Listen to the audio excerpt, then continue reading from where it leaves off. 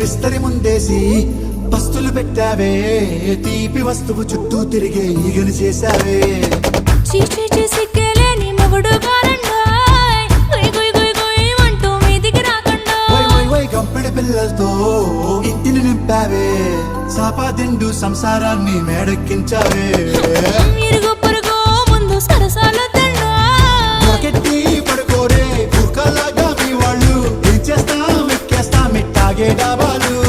పెళ్ళయి సన్నాళ్ళే అయినా కానీ మాస్తారు, తగ్గేదే లేదంటూ నా కొంగనికే పడుతుంటారు.